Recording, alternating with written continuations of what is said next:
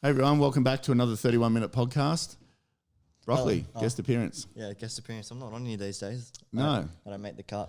Yep, you've been I've been demoted benched. or promoted, one of the two. One of the two. But now my time to shine. So we're on limited time today.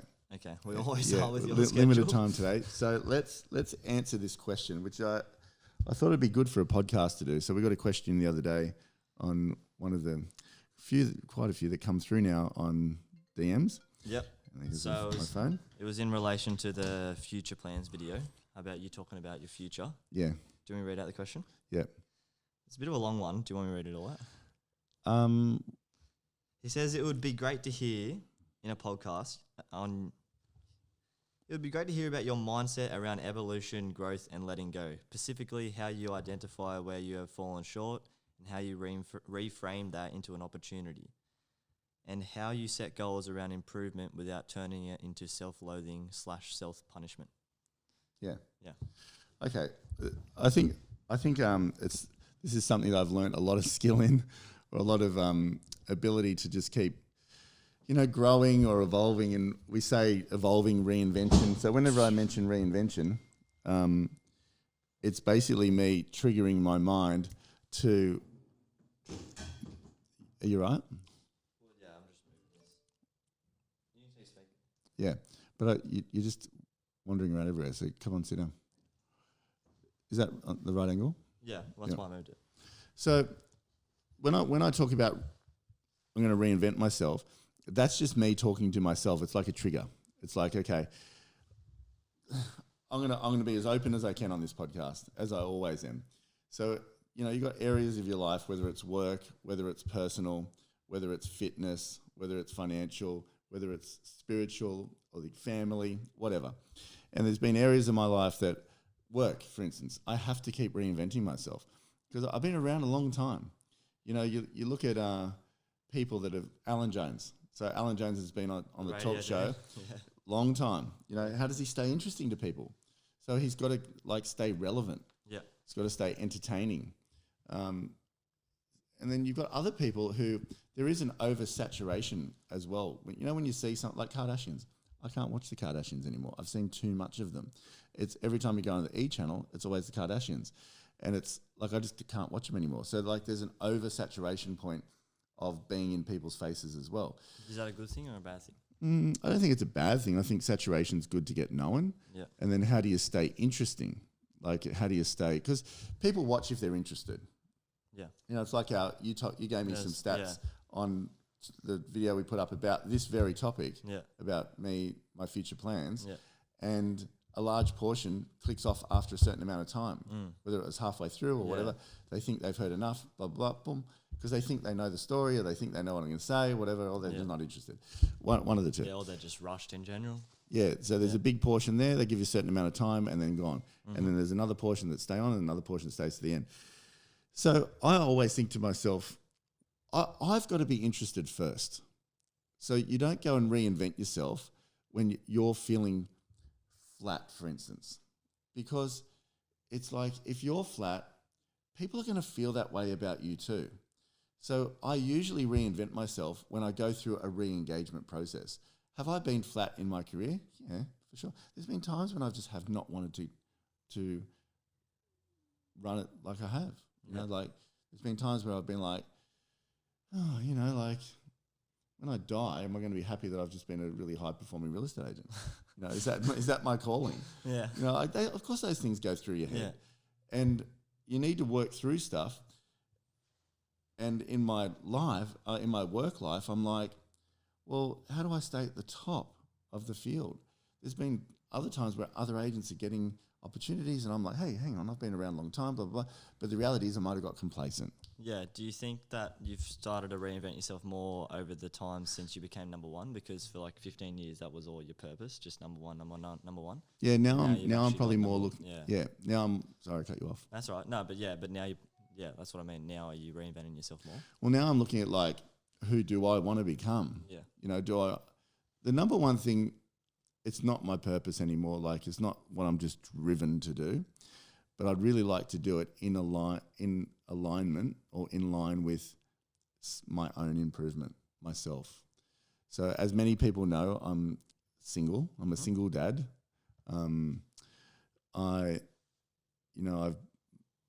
When I got separated, they weren't the best circumstances. I didn't handle things correctly. I made mistakes, and I probably, and then even during the last few years, I have made some poor choices. With we don't need to go into it. Yeah, I have made some poor choices that probably haven't been exactly who I've been. Yeah. Like that sort of stuff. But now I sit here and I'm like way better for it. I think about things a lot more. I'm not interested in so much the ego side of things now. And I'm like, but maybe I had to go through that to learn some lessons. Yeah. And to learn how to, because when you reinvent, what you're saying is you want to become a 2.0 version of yourself. Yeah. But you can't do that unless you self-reflect. And sometimes mistakes actually help you self-reflect. Yeah. And you look around and say, well, hang on, who am I becoming? Like, do I want to be that person? You might have headed down a path, and some people might have been partying too hard. Like I definitely partied a bit when, in between those 3 years thing, just for a little bit in there. That's not what I wanted. But sometimes you need to do that to sort of look around. I was married for almost 20 years. Yeah. And I'd been married before that as well. And, I had to go and sort of feel my way through a few different things. But today I'm like, I'm quite happy being on my own. And do I want a partner? Of course I do. You know how many messages I get from people, probably from women more than anything, just saying, do I want a partner? Yeah. And I'm like, yeah, of course I do. But before I was in a bit of a rush to work it out, and that's why I made some poor choices. And now I'm like, the right one will just come, and it'll come in the right way. And if I'm just totally in alignment with who I want to be. But that person, I didn't know me today.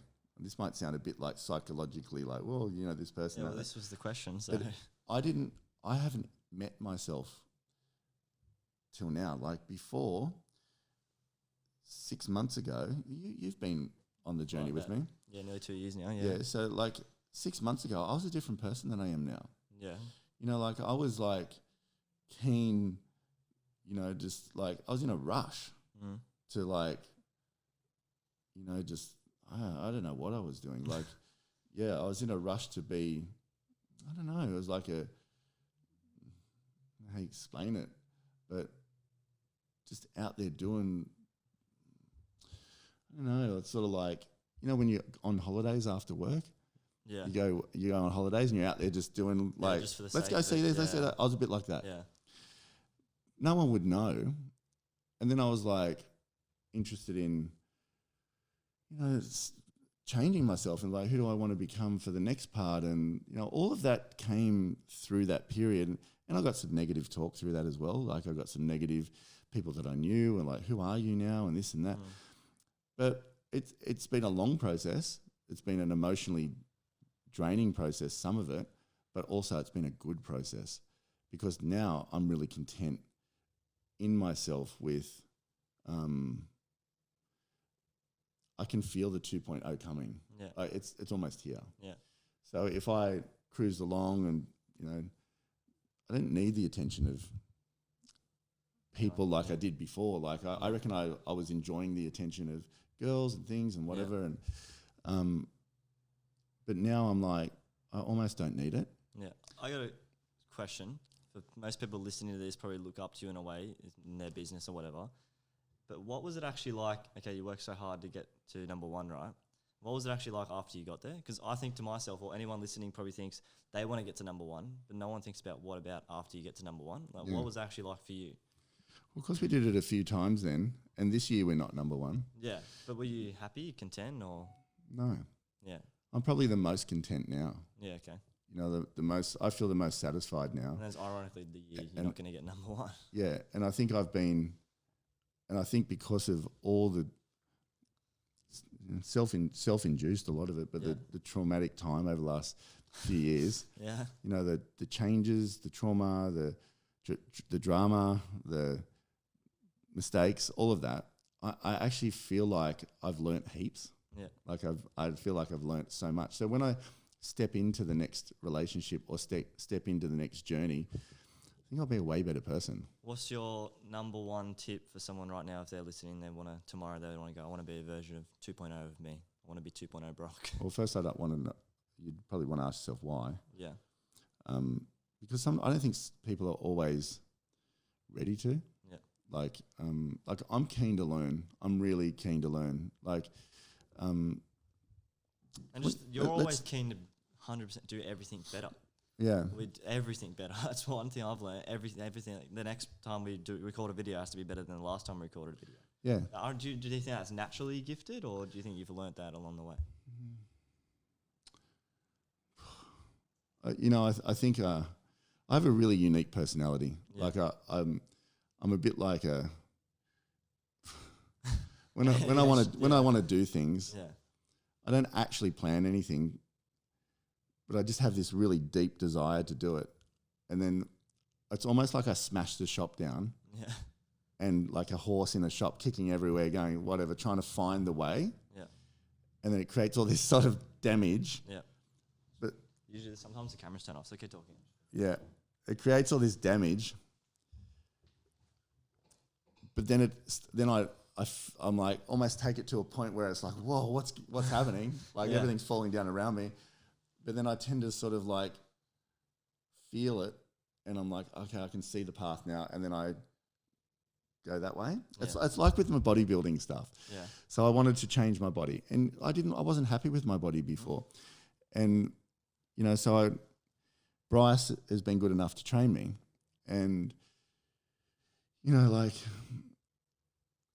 I wanted to learn a lot about it. I wanted to learn, how it works, what it does, what helps it, what doesn't, all of this sort of stuff. And, I had people really close to me saying, you're changing, you're this and that and whatever, who are you and all that. And it created a lot of good and bad. Yeah. Because, I was putting it on social media and that sort of stuff. And it's like, for me, I was like, I thought people would be like, yeah, look, like, because I was training pretty hard and I was doing it in around 31 minutes. Yeah. Like, but intensely. And I was getting like good progress and results and whatever else. And then it was just, yes, all this noise. But then I was like, I don't need to do that. But it took that for me to realize I don't need to do that. Yeah. So now I just do it for me. Yeah. And it's like, I share little tips and bits along the way. But I had to learn myself that it was like not really necessary to announce to the world that I'm, interested in training my body. And you needed the backlash or sort of thing to kind of understand that. That's what you're saying. You need mistakes to reinvent yourself. Yeah, and that's how I've learnt my whole life. Yeah. So when I grew up, I had no parent supervision, basically none. Yeah. And it's like, I used to go around my mate's house at like 5:30 in the morning and knock on the front door and wake the whole family up. And one day the mum said to me, I used to ride my bike around, and one day the mum said to me, his name was, she came to the door and really angry, opened it. She said, can you stop coming to our house at 5:30 in the morning? And I was like, I just couldn't understand it. I was like, wow, I was really hurt by it because I was like a real shy kid, like in the neighbourhood, you ride to your friends.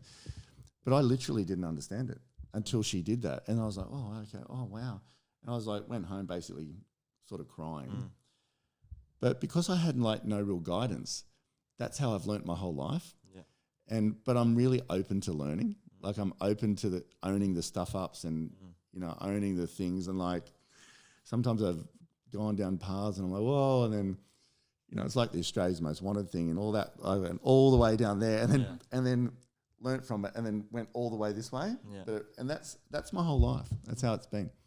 So, anyway, that's just my style. Whereas other people might be listening to this, like you, going, well, I'm not like that at all. Well, I think what I've taken out of it is just to be open to learn and not let the stuff ups define you, but like change you. That's what you've done your whole life.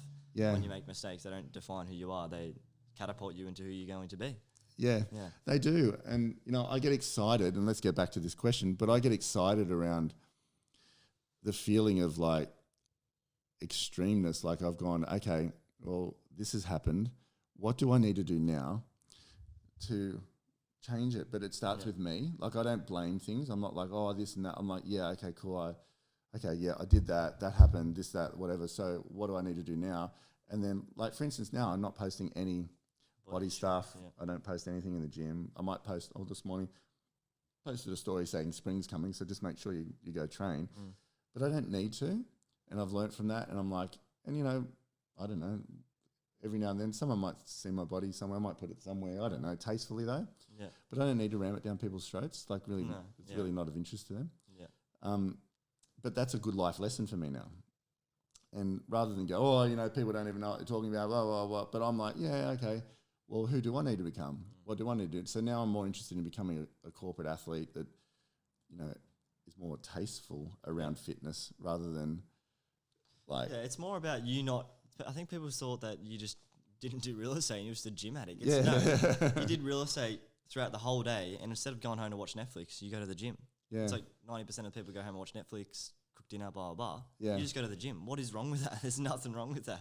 And it's like being a dad, you know, like I wasn't a very good dad as the kids were growing up. You know, there's definitely some damage there from, you know, lack of connection and things like that. But I tried. Like, I was really like stressed, and I was super anxious around just providing for them, because my first divorce, they were all babies when we broke up. Yeah. But I'd never skipped a beat in child support or taking care of them the best that I could, and anything like that. I always put their financial needs before my own. Yeah. But I wasn't aware of the emotional side of it. Yeah. You know, mainly because I wasn't wired that way. But now I've learnt more. I'm not perfect, but now I'm like, I know that emotional side is just as important as the providing side. But that's taken a long time for me to actually make it a part of me and become that. So now I'm like hypersensitive around, do the kids actually feel like their dad cares? And as you know, like I've had some of the kids permanently because their mum, you know, moved. Yeah. And then I've had them for the last few years, a couple of them. That taught me a lot, you know. And I remember the first night when I sat there with the kids. I never had kids permanently because I'd always been part-time with them all. And Logan was 13, Phoenix was 15 or something. And I sat there and I looked at, I can't remember who was there. There was a friend there who was setting everything up at home. I just moved out and moved into an apartment. And I was sitting there just like totally stressed as all hell. And I looked at them and I said, I don't think I can do this. Like, honestly, I don't. Like, they're fighting. I can't remember what was happening. It was just like something going on. I can't remember. I just looked at them and said, I just don't think I can do this. But I did. You know, and I was like, well, who do I need to become to make that happen? And what do I need to do to, that's why when people go on about my social media and kids, like, they have no idea. You know, like, yeah, sure, I've got divorced twice. It's probably not ideal. But like, you know, I've owned it and I've tried to make it the best that I can. Like, we put that thing up about the timetable, and that was just an outline of an ideal timetable for that. And people writing in going, you only spend 30 minutes. If you read it properly, it's like 2.5 hours on there. But they're so quick to say that. And that's one thing I've learned out of doing all this. I don't really like judge people too much. Like, I think everyone's doing their best in whatever that is. And even in my health thing, like, health is so important to me now. And all the way that I look, you know, as I get older, I want to look like a healthy, fit older guy. Yeah. You know, there's an objective of mine. Like, even I went to a house just before and the lady was like rubbing my arms and she was like, you know, she's in her 60s, but, you know, she was like, you know, you look great, blah, blah, blah. Like, I like it. Yeah. I see it as an extension of who I am. And, you know, I'm basically designing my life bit by bit. And, so anyway, we get back to this question. In part of that in there, he says that there's something about beating yourself up. I'll look at it. Oh yeah. So with like, how do you want to like say, I want to reinvent myself, but then not think, oh, what's wrong with me? What's wrong with me now? Like, yeah. When you say you want to reinvent yourself, you're yearning for more. Yeah. So my question to you is, don't rush it. Or not my question. My advice is, don't rush it. Allow that feeling to come a little bit more, and then start to decide, well, who do you want to be? Like, I used to be a real estate guy that worked all the time, nothing else, to the detriment of myself, because almost that's what I thought I needed to be. Whereas now, if something doesn't happen right, I'm like, well, you know, the world still spins around. Like, it is what it is. You know, I can only do this much. Like, I'm far more accepting of the way things go. Whereas before, I'd have full anxiety around, oh, this sale hasn't happened or this doesn't happen, whatever. Now I just, inside myself, I'm like, I just got to do my best every day, own as much as time that I can in each section, and have every action in line with who I want to become. But you've got to start to understand that first. So I want to be, before I started even on the fitness thing, I want to be a really fit, wealthy, attractive 50-year-old. I'm 48. So I want to be, when I get to 50, I want to be the fittest 50-year-old on the planet. I don't know if that's true or not, whatever. But I want people to look at me and go, is that guy 50? Are you kidding me? Like they say that now around 48. Like people are like, are you really that old? But that's what I like it. Yeah. You know, that's one of the objectives. I'm like, how do I stay relevant in the world out there?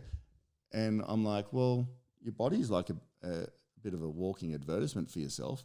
I want people to go, well, okay, that's how he takes care of himself. So he must be pretty into work, himself, you know, like life, connection.